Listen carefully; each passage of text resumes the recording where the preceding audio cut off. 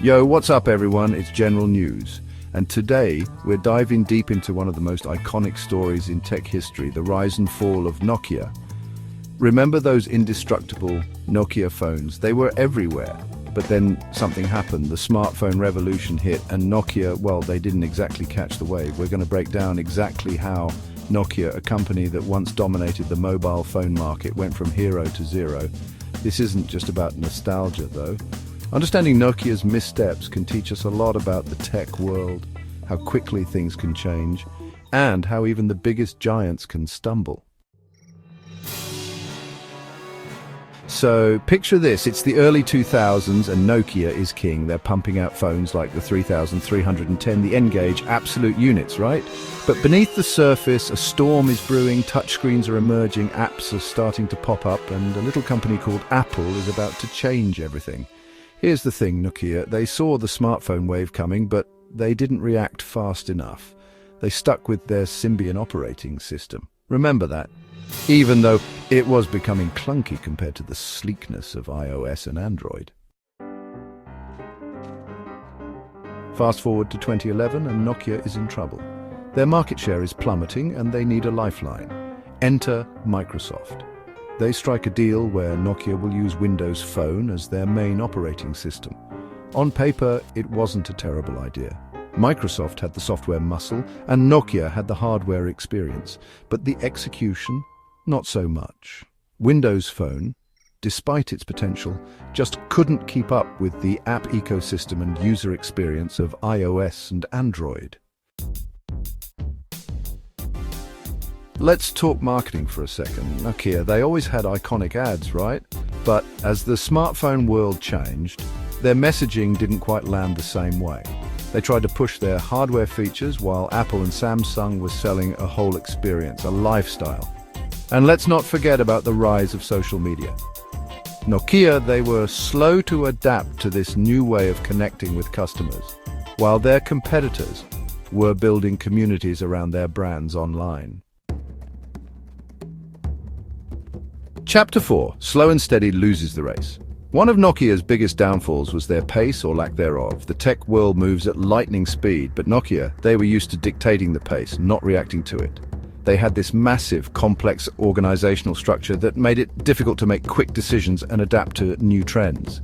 By the time they realized the need for speed, competitors like Samsung and HTC were already pumping out Android phones left and right, capturing that market share that Nokia had once owned. Chapter 5. The Price of Overconfidence. For years, Nokia was at the top of the mountain.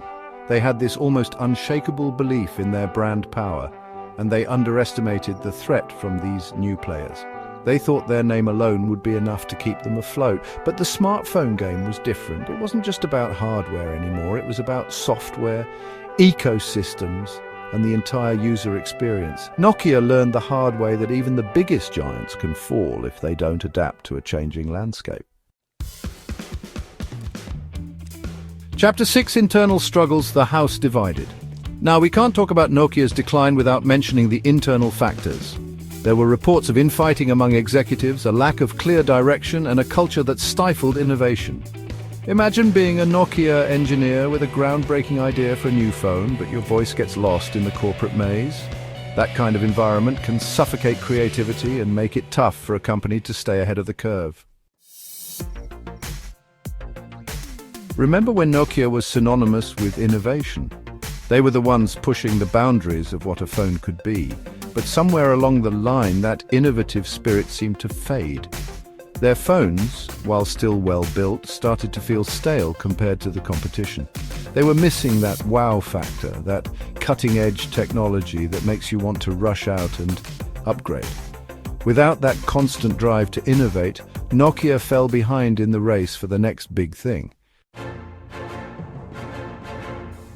Chapter 8. Restructuring roulette, a recipe for disaster? Imagine a company constantly shuffling its structure, changing leadership and shifting strategies. That was Nokia.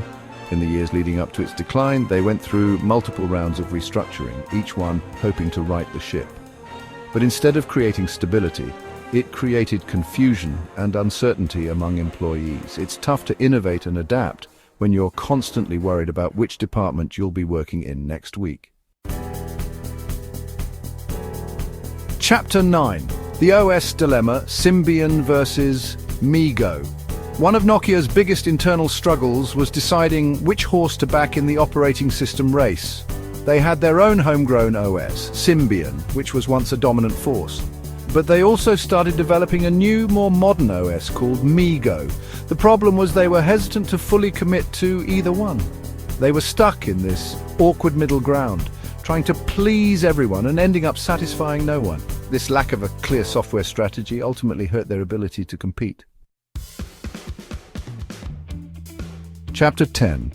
Adapt or Fade, the final lesson. So, what's the biggest takeaway from Nokia's epic fall? It's a story about the importance of adaptation. The tech world is a constantly evolving landscape. What works today might be obsolete tomorrow. Nokia's story is a reminder that even the most successful companies can't afford to rest on their laurels. They need to be willing to embrace change, challenge the status quo, and constantly innovate to stay ahead of the curve. Otherwise, they risk becoming a cautionary tale, a reminder of what happens when you fail to adapt. Utrud, the legacy of Nokia, a cautionary tale. Nokia's story is a powerful reminder that in the tech world, nothing stays the same. Their downfall wasn't about a single bad decision, it was a series of missteps, a failure to adapt to a rapidly changing landscape. But even in their fall, there's a valuable lesson for all of us, whether you're a tech enthusiast, an entrepreneur, or just someone who uses a smartphone every day. We live in a world where innovation is constant, and the only way to survive, to thrive, is to embrace change, stay curious, and never stop learning. What do you guys think? Let me know in the comments below. And as always, thanks for watching.